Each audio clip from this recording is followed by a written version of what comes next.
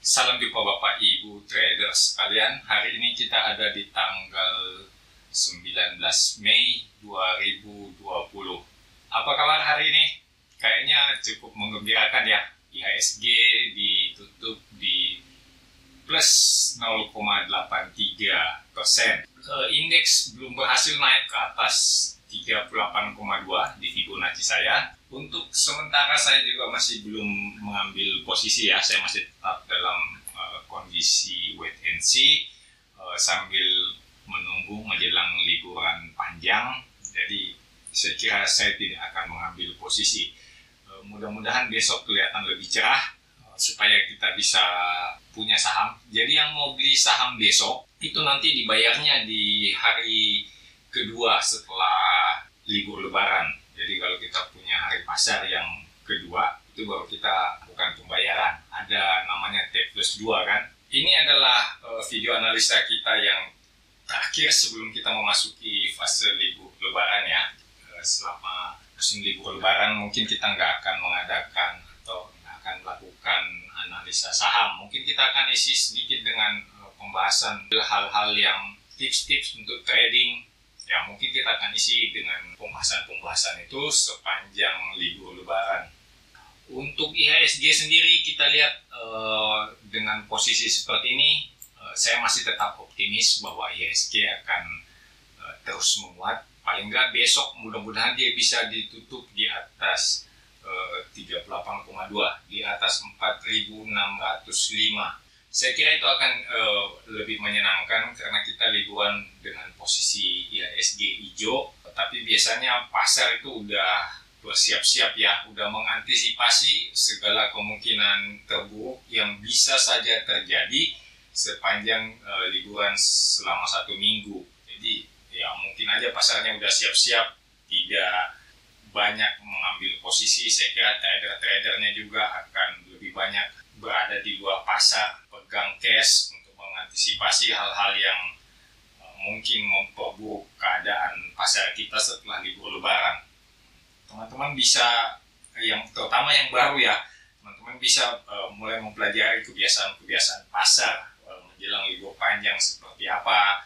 Misalnya seperti yang kemarin kita lakukan ya, jualan di hari Senin supaya uangnya cair di hari Rabu, hari terakhir sebelum penutupan pasar karena liburan panjang, sehingga sepanjang libur lebaran itu bunga-bunga pinjaman tidak berjalan, sehingga kan kalau liburan gitu kan bunganya tetap dihitung tetapi sahamnya nggak mungkin naik ya. Jadi sebaiknya memang kita nggak pegang uang pinjaman, tidak menggunakan uang pinjaman, karena ya memang kita nggak bisa kembangin duitnya, malah cenderung tingkat konsumsi kita yang agak meningkat. Kawan-kawan yang baru ketemu channel Stock Technician, selamat datang, selamat bergabung. Channel Stock Technician adalah channel yang senantiasa melakukan analisa pergerakan harga saham di Bursa Efek Indonesia secara teknikal. Jadi kalau kawan-kawan yang tertarik mengenai analisa teknikal atau mungkin pengen menjadi trader saham, jangan ragu-ragu, langsung saja subscribe. Bukan hanya analisa gratisan yang kita lakukan di sini, teman-teman juga bisa mendapatkan beberapa fitur menarik. Misalnya kita sering mengadakan webinar gratis, atau mungkin kita bisa bagi-bagi paper gratisan juga. Kalau teman-teman pengen baca buku mengenai teknikal, silahkan periksa link deskripsi di video ini.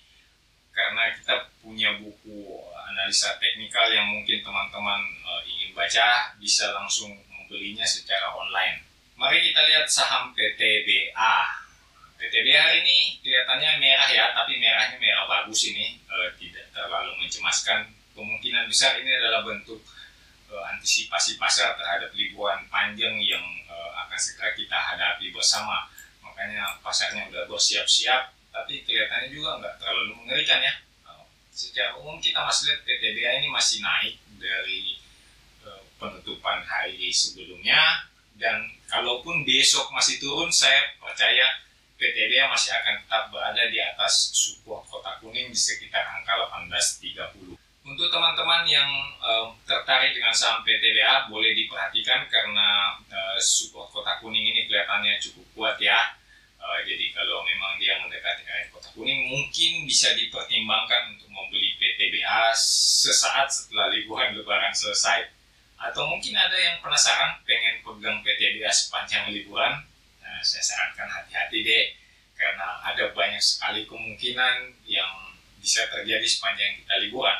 Kalau misalnya yang terjadi adalah kemungkinan yang positif yang bisa membawa pengaruh yang lebih baik ke saham kita, ya alhamdulillah. Tapi kalau ternyata pengaruhnya buruk, kan kita agak gugup juga ya, karena begitu pasar dibuka di hari pertama setelah libur, pengaruh buruk itu kemudian akan langsung beraksi, akan langsung efektif di pasar kita. Bisa-bisa harga saham semuanya yang terpengaruh itu mengalami penurunan dan kita harus cut loss. Jadi itu harus, saya kira memang harus dipertimbangkan mengenai kemungkinan terjadinya liburan, adanya resiko-resiko terburuk yang bisa saja terjadi sepanjang musim libur lebaran.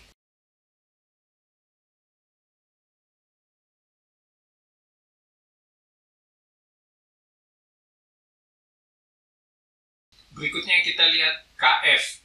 KF juga kayaknya masih cukup oke ya, udah mulai merah, tapi secara keseluruhan kita lihat, ya saya lihatnya sih masih cukup oke ini ya, meskipun volume transaksi hari ini besar, tapi saya nggak melihat suatu kekhawatiran yang cukup beralasan di saham KF. Saya cenderung menduga ini adalah bentuk antisipasi pasar terhadap libur lebaran.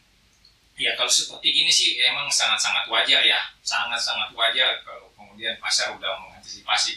Di mana-mana itu trader atau pasar saham atau pasar apapun itu selalu lebay. Jadi kalau ada apa-apa mereka cenderung untuk defensif, bertahan duluan, jangan sampai mengalami kerugian. Kalau soal cuan mah bisa dicari lagi, tapi kalau yang resiko yang harus dihadapi itu kerugian. Apa yang kita tidak ketahui yang bisa saja terjadi selama libur lebaran, itu kita antisipasi duluan. Karena kayaknya cuma pasar kita yang tutup. Pasar di tempat lain itu tetap aja buka, mereka bekerja seperti biasa. Mereka jual dan beli, pasar sahnya naik dan turun, dan itu semua terakumulasi nanti efektif berlaku di pasar kita pada saat selesai libur lebaran. Jadi untuk KF, kesimpulan saya adalah ini juga bisa dikumpulin kalau teman-teman yang gemar bermain di fase sideways. Coba diperhatikan lagi support di area kotak hijau di 1180 ini kelihatannya cukup bagus. Udah beberapa kali berhasil mengubah pergerakan. Saya kira kali ini pun kalau dia turun mendekati area support kotak hijau itu akan cukup menarik.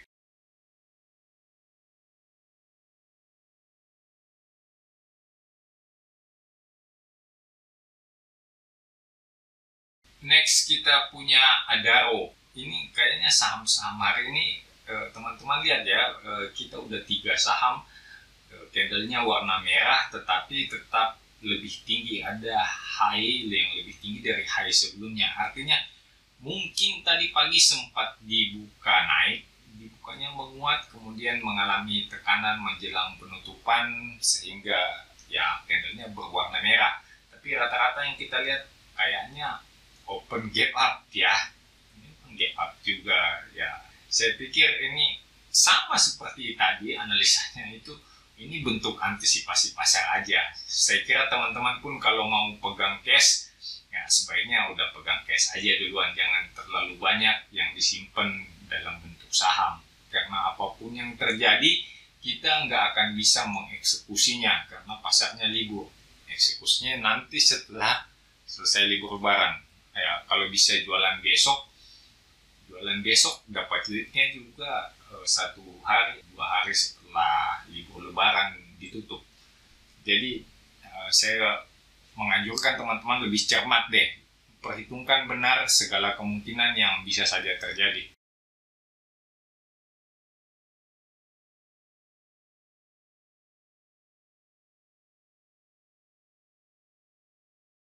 Next kita punya EXL. EXL kayaknya udah kena resisten dan ini saya menduga EXL akan mengalami pelemahan dalam beberapa candle berikutnya. Kebetulan dia kena resisten, terus posisi candlenya juga nggak terlalu bagus ya. Ya kayaknya posisi candlenya juga nggak terlalu bagus, ini ada low yang lebih rendah dari candle sebelumnya. Saya kira ini cukup diwaspadai. Harus teman-teman pertimbangkan kemungkinan EXL akan mengalami pelemahan. Ya, kalau teman-teman masih sempat, mungkin kita masih akan dapat EXL di sekitar angka 2290-an atau 2300 gitu ya. Masih bisa mengalami pelemahan. Kemungkinan besar saya akan berpendapat EXL ini akan mengalami pelemahan. Teman-teman bisa mendapat EXL di harga yang lebih murah.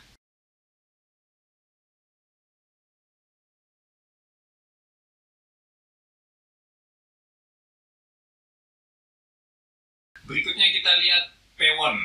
Pewon kayaknya kelihatan rebound ya dari area support kotak hijau di sekitar 340-an atau 336 sampai 340. Saya kira itu area support yang cukup bagus untuk Pewon. Yang perlu diwaspadai adalah Pewon dalam tren jangka pendek ini ya, udah lower low, udah ada higher low juga, tetapi dalam tren yang agak panjang kita belum melihat terjadinya lower low. Untuk saat ini saya akan mengatakan Pewon tetap akan bertahan di sekitar area support kotak hijau, jadi saya nggak akan mengatakan Pewon ini akan melemah. Kayaknya Pewon akan bertahan aja. Saya kira Pewon cukup bagus bisa bertahan di atas area kotak hijau. Apakah bisa Pewon tiba-tiba bergerak naik? Saya kira terlalu tipis ya harapannya untuk Pewon bergerak naik dalam sisa 1 hari perdagangan sebelum liburan ini. Saya kira agak susah dah. Mending teman-teman berjaga-jaga yang punya Pewon. Kalau udah cuan boleh direalisasikan. Kalau udah nyangkut jangan dulu melakukan averaging down. Jangan lagi ya, jangan dulu melakukan averaging down. Tetap aja tahan posisimu sekarang. Tunggu sampai semuanya lebih jelas. Saya kira setelah libur lebaran baru kita lebih enak lagi untuk menentukan pergerakan Pewon.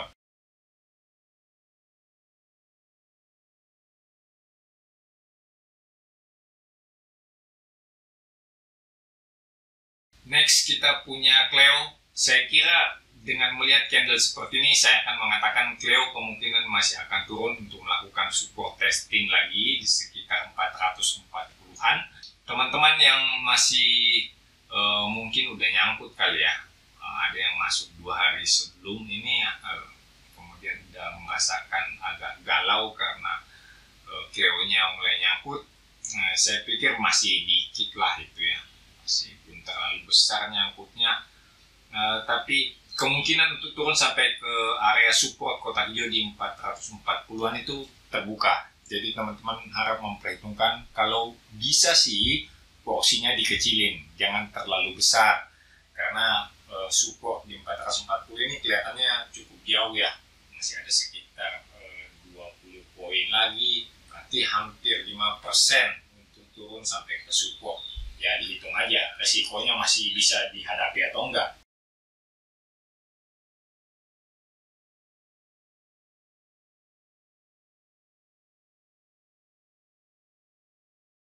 Berikutnya kita lihat BBRI. BBRI kelihatannya ada candle hijau ya. Candle hijau, apakah ini adalah satu tanda yang bagus untuk BBRI? Saya kira kita nggak bisa mengambil terlalu cepat kesimpulannya. Saya selalu lebih suka menunggu sampai BBRI memperlihatkan tanda-tanda yang lebih bagus. Reversal itu harus ditunggu, harus kita dapatkan konfirmasinya sebelum kita yakin untuk masuk lebih banyak. Kalau sekedar testing lah nggak apa-apa, masuk dikit kan, kalau dia loss juga ya anggap aja cuman tes pasar gitu kan, kehilangan atau rugi cut loss kecil mah nggak apa-apa. Tapi kalau untuk berpikir mau mengambil dalam porsi yang lebih besar, saya kira kita harus menunggu sampai muncul reversal yang cukup jelas, sampai benar-benar terkonfirmasi. Misalnya setelah kita melihat ada higher high dan ada higher low, paling enggak biarkan BBRI naik dulu di atas kotak hijau di sekitar 2520. Mungkin teman-teman bisa berpikir untuk membeli setelah BBRI mencapai harga 2550, baru bisa kelihatan dia akan naik turun. Mestinya sih dia naik dulu menembus area kotak hijau, kemudian turun melakukan support testing. Kalau area kotak hijau kuat, barulah kita lebih enak untuk mulai membeli. Itu pun masih terlalu spekulatif, masih terlalu dini.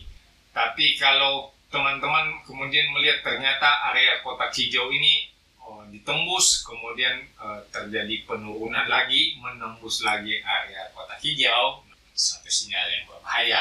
Artinya BBRI masih mungkin saja melanjutkan tren turun dengan kekuatan yang lebih besar. Saya kira cukup sampai di sini ya untuk hari ini. Moga-moga kali ini suaranya udah lebih bagus, karena kemarin memang ada sedikit masalah. Saya tidak terlalu memperhatikan buat kualitas audionya ya. Jadi mudah-mudahan hari ini udah kembali jernih, udah kembali seperti semula. Suaranya udah lebih jelas sehingga teman-teman bisa mengikuti analisanya dengan lebih baik. Tetap tinggal di rumah, tetap sehat. Walaupun Anda sehat, Anda bisa menjadi carrier untuk orang lain. Salam cuan untuk kita semua.